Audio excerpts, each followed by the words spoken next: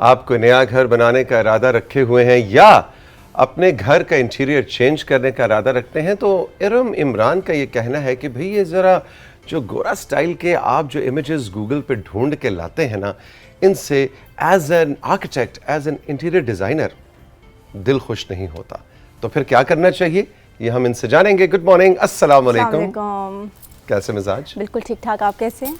बहुत अच्छी लग रही है आप। ये क्या कोई अजरक वजरक का कोई सीन लग रहा है मुझे? ये बेसिकली फ्यूजन है। अच्छा। जिसकी आज मैं बात करने जा रही हूँ कि जिसमें आप अपने ट्रेडिशंस को, अपने कल्चर को साथ रखते हुए उसमें कुछ ग्लोबल कल्चर का भी जब टच देते हैं तो कुछ इस तरह का कुछ इस तरह की चीज बन जाती है जिसके कुछ समझ नहीं आ रही होती कि ये क्या है, लेकिन बहुत अच्छा है, जो कुछ भी है बहुत प्यारी लग रही है। देखें तो देखिए ग्लोबली जब चीज़ें एक पैराडाइम शिफ्ट आता है या ग्लोबली जो एक वेव अब चल रही है, क्योंकि सोशल मीडिया का दौर है, चीज़ें बदल रही हैं, लोगों के पास इन्फॉर्मेशन बहुत ज़्यादा है, नॉलेज शायद बहुत कम हो लेकिन इन्फॉर्मेशन बहुत ज़्यादा है, तो एक पैराडाइम शिफ्ट आता है, उसमें लोगों की सोच तब्दील होती है। उसके साथ हमारी जो चैलेंज होता है उसमें ये होता है कि हम अपनी रूट्स, अपना कल्चर, हम कौन है, जब हम ग्लोबली उस पर चले जाते हैं तो फिर हम सवाल करते हैं कि हम कौन है। और जिस तरह से हमारे स्टूडेंट्स या हम बाहर के जब कभी ममालिक में हमारा जाना हो और उनसे मिलना मिलाना हो तो फिर ज़्यादा ये सोच आपके दिमाग में आती है कि हम हैं कौन, हमारी बेसिक्स क्या हैं, हमारा स्टाइल क्या है। और डिफरेंट जो फील्ड के लोग हैं उनके डिफरेंट एक्सप्रेशन है उसको समझने का। हम डिज़ाइनर्स उसको मेरा ख्याल है कि इन क्राफ्ट्स की शक्ल में, इन कलर्स की शक्ल में उसको पहचानते हैं। आप का शायद एक्सप्रेशन और लैंग्वेज डिफरेंट हो, तो इस तरह से हम अपने रूट्स को मेरा ख्याल है पहचानना साथ साथ ग्लोबल इंफॉर्मेशन के साथ इज़ वेरी इंपॉर्टेंट। कल आप जो मुझे फ़ोन पे बता रही थी वो ज़रा थोड़ा सा पॉइंट एक्सप्लेन कीजिए कि जब क्लाइंट्स आपके पास आते हैं और वो तस्वीरें गूगल पे से निकाल के कहते हैं कि जी इरम हमें ऐसा इंटीरियर कर दें, और आपने एक लफ्ज़ इस्तेमाल किया था कि दिल दुखता है, वो क्या दुखता है? जी बिल्कुल, जब भी चूँकि मवाद जो हमारे सोशल मीडिया पे या गूगल पे या इस तरह से ऑनलाइन अवेलेबल है, वो ज़्यादा वेबसाइट्स पे अवेलेबल है, वो ज़्यादा मवाद बाहर या वेस्ट का या बाहर से इंस्पायर्ड लोगों मतलब कल्चर का है। अनफॉर्चुनेटली हमारा मवाद उस तरह से ऑनलाइन अवेलेबल नहीं है। सो मेरे पास जब क्लाइंट आते हैं वो एक वेस्ट की या किसी और खत्ते की तस्वीर लेके आते हैं और कहते हैं कि ये तस्वीर है, हमें इसका रेप्लिका चाहिए। और हम डिज़ाइनर्स जब उनको ऑथेंटिसिटी की बात करते हैं, उनको कल्चर की बात करते हैं और उनको अवेलेबल मटेरियल्स की बात करते हैं तो वो कहते हैं नहीं, ये आप क्या बात कर रही हैं, this is very old style, इससे हमें हट के चीज़ चाहिए, हमने फलानी जगह पे बिल्कुल न्यूट्रल पैलेट देखी थी, हमें वो चाहिए। तो वहाँ पे हमें डिज़ाइनर्स को स्ट्रगल करना पड़ता है उनको एजुकेट करने के लिए कि अगर हम कंपैरिजन करें तो जो हमारा है वो ज़्यादा रिच है, जो हमारा है वो ज़्यादा सस्टेनेबल है। हमारा से क्या मुराद, मतलब टाइलें हमारी ज़्यादा खूबसूरत हैं? हमारा जो क्राफ्ट है, हमारा इंटीरियर का जो क्राफ्ट है, हमारे पास जो फर्नीचर जो की मैन्युफैक्चरिंग और क्राफ्ट्समैनशिप है वो ज़्यादा ऑथेंटिक है और ज़्यादा रिच है। जो हमारी कलर पैलेट है, बिकॉज जो जिस खत्ते में पाकिस्तानी, अगर हम इंटीरियर डिज़ाइन की बात करें तो हम जिस खत्ते में रहते हैं, साउथ एशियन खत्ता, जिसमें हमारा स्टाइल वही है जो हमारे हमसाया ममालिक में भी पसंद किया जाता है, जिसकी एक बहुत रिच हिस्ट्री है। हमारी इंडस वैली सिविलाइजेशन, फिर उसके बाद मुगल एरा, फिर उसके बाद कलोनियलिज्म, सिख एरा, तो ये सारे जो एराज हैं ये ओवरलैप होके एक फैब्रिक बनाते हैं हमारे अपने कल्चर तो का। उसको हमें ज़्यादा ओन करना चाहिए और वो ज़्यादा अच्छा लगेगा शायद। और देखें ये अगर लॉजिकली भी देखा जाए, चूंकि हमने चीज़ तो यहीं से ख़रीदनी है ना, क्योंकि हमने चीज़ तो यहाँ के मेसन से, यहीं के कारपेंटर से, यहीं की मार्केट से लेनी है, तो चीज़ें भी हमें यहाँ के लोग जो अपनी ऑथेंटिक चीज़ें हैं वो ज़्यादा अच्छे तरीके से बना के देंगे, बजाय इसके कि हम उनको कोई और ऐसी असाइनमेंट या ऐसा काम दे दें जो वो कॉपी करें, और वो फिर मुश्किल भी होता है और वो उस तरह से हमें कुछ स्लाइड्स भी आप लेकर आई हैं। मैं कंट्रोल रूम से कहूँगा कि उनकी जानिब बढ़ते हैं और देखते हैं कि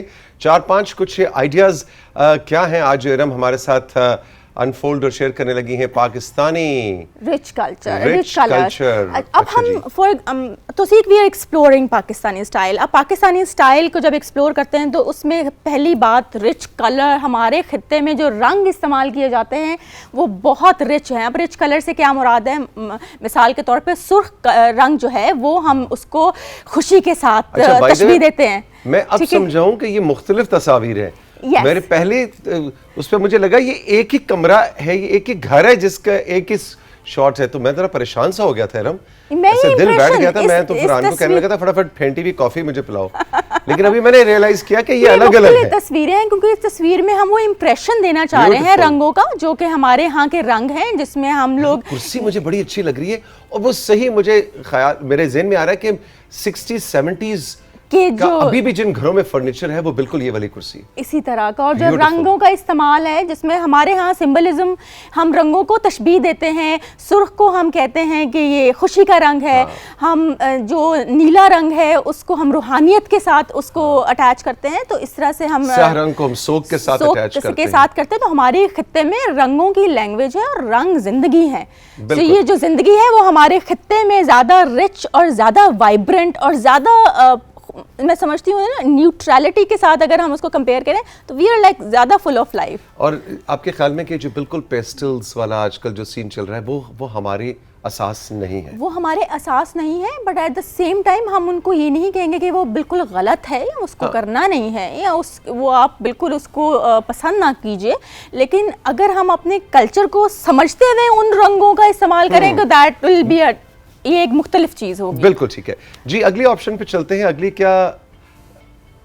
अच्छा, हमारे इंट्रिकेट वुड वर्क। बिल्कुल ठीक। हमारे यहाँ का जो लकड़ी का काम है, ऑथेंटिक लकड़ी, देयार की लकड़ी, उसके ऊपर किए गए काम, पेशावर से आप देख लीजिए, सिंधी कल्चर से आप उठा लीजिए, आप पंजाब का जो हमारा क्राफ्ट्समैन है, जो मैनशिप है, जो हमारी लकड़ी में चीज़ें बनाती है, इतने खूबसूरत हमारे फर्नीचर बनते हैं जो आप लेकर आई हैं, और बहुत ही इसमें खूबसूरत सवाती बिल्कुल। फर्नीचर आप देख लीजिए, फिर कुछ इनले का फर्नीचर है। सो इन सब फर्नीचर्स के साथ हम अपनी थीम जनरेट कर सकते हैं। उसमें मैं समझती हूँ, चूंकि हम ये फर्नीचर देख देख के हम शायद बोर हो जाते हैं, या हम समझते हैं कि चूंकि ये अम्मी के घर भी था, फिर मेरी नानी के घर भी था, फिर उससे पहले भी शायद चलता आ रहा है, मुझे कुछ नया करना चाहिए, अब मुझे कुछ नया करना है।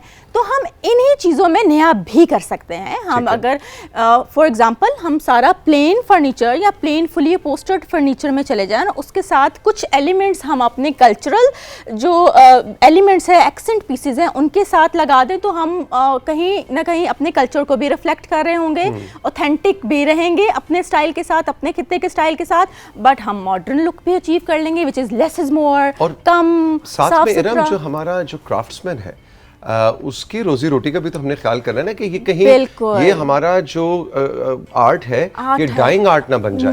अगर हमने खरीदना छोड़ दिया तो फिर वो कमाएगा कैसे? और बिल्कुल हम अपनी इकोनॉमी को इससे बेहतर बनाएंगे। बल्कि हमें अपने क्राफ्ट्समैनशिप को इतना इनकरेज करना चाहिए कि हम सिर्फ और सिर्फ अपने खित्ते में नहीं, हम इसको एक्सपोर्ट भी करें। इस क्वालिटी का फर्नीचर बनाया जाता है हमारे यहाँ, जो बाहर जाता है तो बहुत अप्रिशिएट भी किया जाता है। अच्छा, आजकल एक चीज़ वो बड़ी इन है जी, वो बड़ी जनाब रग्स आ गई हैं।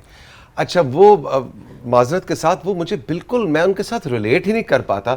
हालांकि वो हैं बड़ी चीप, बहुत सस्ती हैं और वो बल्क में आती हैं और बहुत से ममालिक उसको बहुत मैन्युफैक्चर करते हैं, जहाँ पे बहुत बड़ी उसकी इंडस्ट्री है।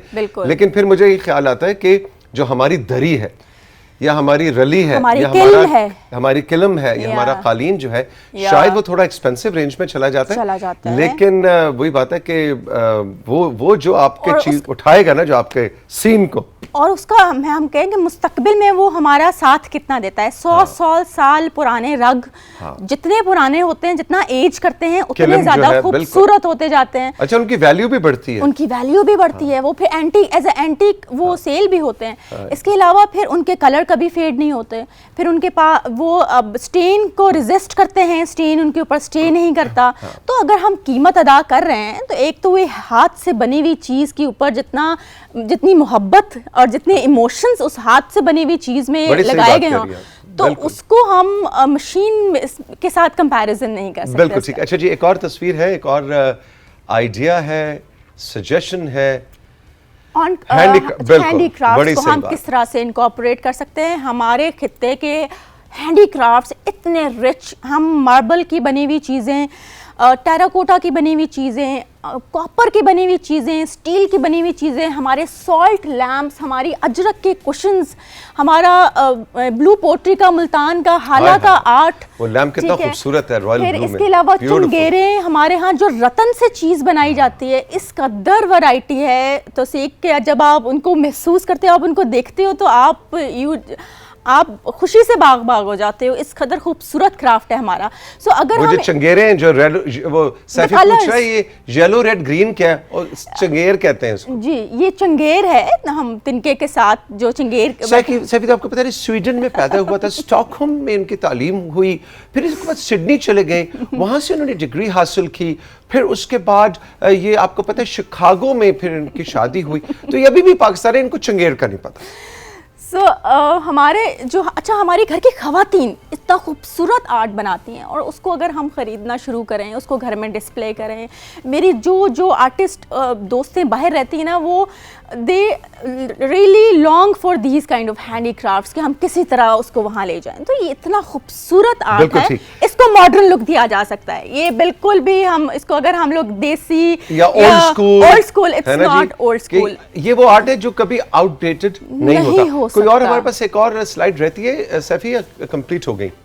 अच्छा जी, ये आखिरी स्लाइड है, यूज ऑफ टेराकोटा ब्रिक्स। अब हमने तो सिर्फ किसके साथ ये देखना है कि हमारे यहाँ के लोकल बिल्डिंग मटेरियल्स कौन से हैं, जिसमें ब्रिक, जिसको हम ईंट कहते हैं, उसको टेराकोटा ब्रिक कहते हैं। अगर इसको हम अपने पूरे एक तो आर्किटेक्चरली भी टेराकोटा को एक्सपोज करें, उसको ऑन करें, उसको घर के इंटीरियर्स में इस्तेमाल करें, और इसका बहुत सा क्राफ्ट भी बन रहा है, इससे बहुत से पॉट्स इससे की सिमिलर क्वालिटी के बनाए जाते हैं। तो अगर टेराकोटा का इस्तेमाल हमारे इंटीरियर्स में आ जाए तो वो हमारे इंटीरियर्स को चार चांद लगा देता है, और सस्टेनेबल भी है, हेल्दी भी है, हमारी प्राइसेस भी कम हो जाती हैं, और खूबसूरती भी आती है। कुछ मॉडर्न तरीके से हम बिल्कुल इसको अपने घरों में इस्तेमाल कर सकते हैं। और वो जो होता है ना कि जी बाहर की दीवार का पेंट, वो हर 2 साल बाद बारिशों में फिर वो खत्म हो जाता है, फिर खर्चा करो। तो ईंट का जो फील है वो तो हमेशा, वो भी जितना एज करेगा उतना ज्यादा ग्रेसफुल लगेगा। सो वो ऑथेंटिसिटी की जब बात आती है, once you are aware of authenticity, तो फिर मेरा ख्याल है कि आप उसको तरजीह देंगे। उसके लिए हम डिज़ाइनर्स की जॉब है कि हम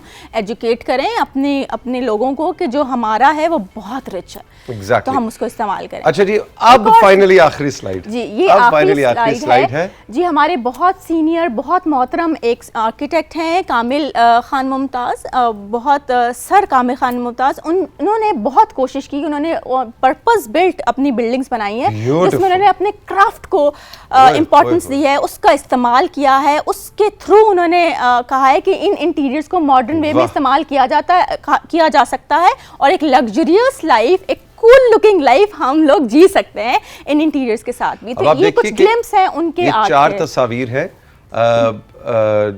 और इनमें एक में अगर आप अंदर जाके देखने की, उसको फील करने की कोशिश करें, ब्रिक का इस्तेमाल, जी सब कुछ हमारा यहीं का लोकल है, लेकिन कितनी मॉडर्न लुक दे रहा है। ब्यूटीफुल, ब्यूटीफुल, क्या बात है जी, क्या बात है, जबरदस्त। इरम, बहुत अच्छा आपने हमें एक रिफ्रेशर कोर्स करवाया है कि हम अपनी आसास से जुड़कर अपने कल्चर, हमारा हेरिटेज, और वही बात है आपने इंडस वैली का सिविलाइजेशन का और मुगल आर्किटेक्चर का जिक्र किया।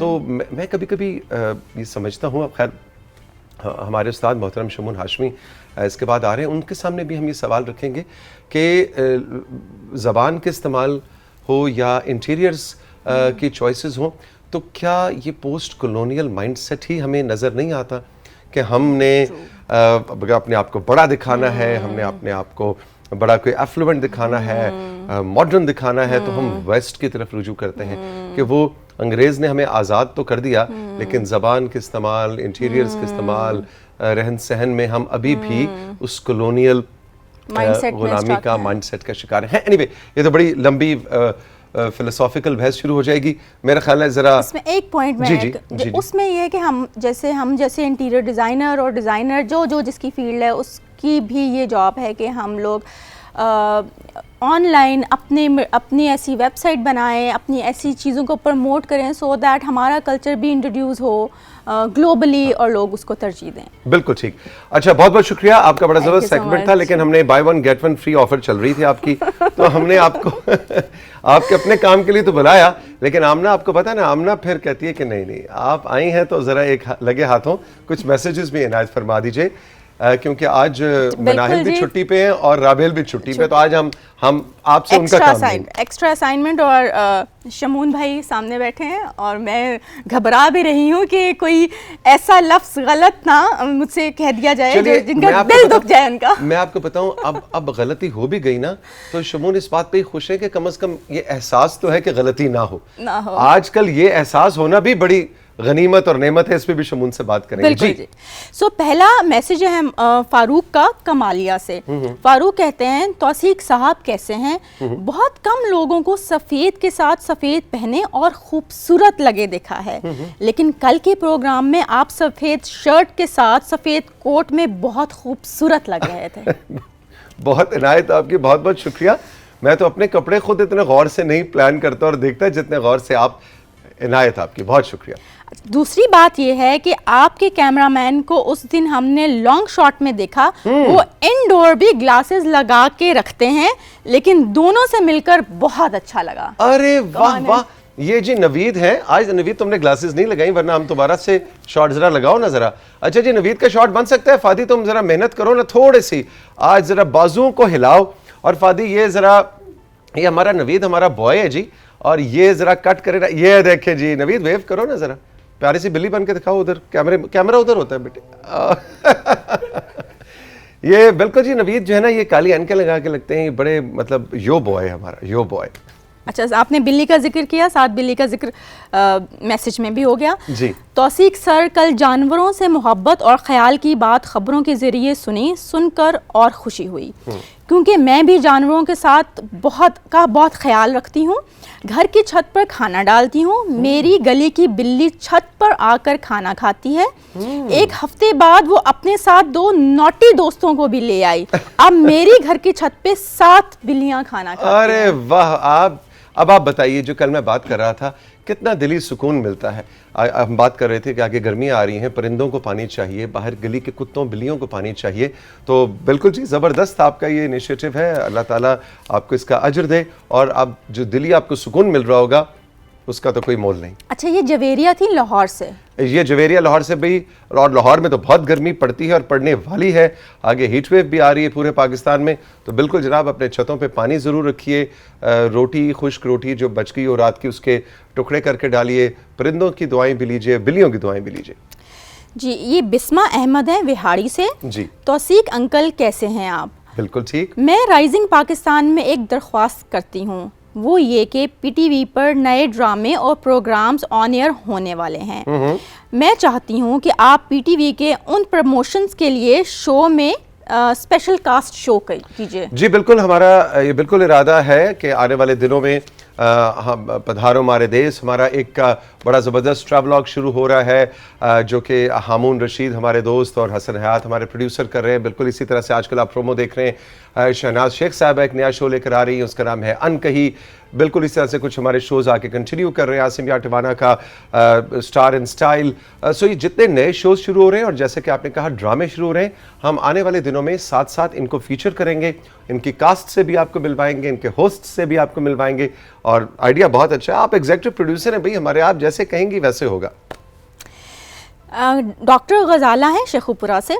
माशाल्लाह, आयत ज़हरा का सेगमेंट देखा, बहुत अच्छा लगा। वो बहुत टैलेंटेड बच्ची है, उसके सेगमेंट से हमने बहुत कुछ सीखा। जी बिल्कुल, आयत माशाल्लाह बहुत ही खूबसूरत अंदाज में अपनी बात को समझाती है, और मैं तो उसको सुन सुन कर सीखता भी हूँ कि माशाल्लाह किस कदर इंफॉर्मेशन और इल्म और मालूमात से भरे ये बच्चे हैं। बिल्कुल अल्लाह ताला नज़र न लगाए, वो शी इज़ एन एसेट माशाल्लाह। शुमाइला हैं जी लाड़काना से, ये आखिरी मैसेज हम पढ़ेंगे। फहमीदा साहिबा से मुलाकात बहुत इंजॉय की। लड़कियों को तालीम देने के बाद उनका अपने पाँव पे खड़ा होना बेहद ज़रूरी है। पैदा कर देना, खिला पिला कर शादी कर देना सिर्फ बच्ची का हक नहीं है, उसको वो सोच देना कि वो ख़ास है, अपनी सलाहियतों से हर चीज़ कर सकती है और कामयाब हो सकती है। जी हाँ बिल्कुल, फहमीदा खान साहिबा जो कि जेंडर और डेवलपमेंट स्पेशलिस्ट हैं यूनिसेफ पाकिस्तान की, वो कल हमारे शो में थी, और इतना ज़बरदस्त उनके सेगमेंट का फीडबैक आया है। और मुझे खुशी हो रही है कि आप में से बेशुमार, और आमना मुझे अभी कान में बता रही हैं कि सिर्फ एक मैसेज नहीं, फहमीदा के लिए बहुत से मैसेजेस आए हैं और लोगों ने बहुत सराहा है उनकी गुफ्तगू को। तो यही हमें खुशी होती है कि राइजिंग पाकिस्तान में जो बात की जा रही है वो सिर्फ आप सुन नहीं रहे, उसको समझ के इंटरनलाइज भी कर रहे हैं, उसको अपने अंदर उतार रहे हैं, और यही हमारा मकसद भी है। स्क्रीन पे अभी आपने देखा हमारा व्हाट्सएप नंबर, हमारा इंस्टाग्राम, इसको इस्तेमाल करते रहिए। इरम इमरान, बहुत बहुत शुक्रिया, खुश रहें, जीती रहें। राइजिंग पाकिस्तान में वक्त है साथियों एक ब्रेक का, और ब्रेक के बाद अपने बचपन के दोस्त और साथी जिनके साथ एक्चुअली इस्लामाबाद जब गाँव हुआ करता था, मैं तो यही कहता हूँ कि जब हम पैदा हुए थे एक गाँव की का सा माहौल था, उस गाँव में मैंने और शमून हाशमी ने किस तरह से हम बड़े हुए, और अब माशाल्लाह we are so proud of him. हाल ही में उनको तमगा हुस्न कारकर्दगी, जिसको प्राइड ऑफ परफॉर्मेंस कहते हैं, वो रियासत पाकिस्तान की तरफ से दिया गया। सो आज हम उसको भी सेलिब्रेट करेंगे और शमून भाई से कुछ सीखेंगे, कुछ जानेंगे। इस ब्रेक के बाद ये है राइजिंग पाकिस्तान, रहिए मेरे साथ।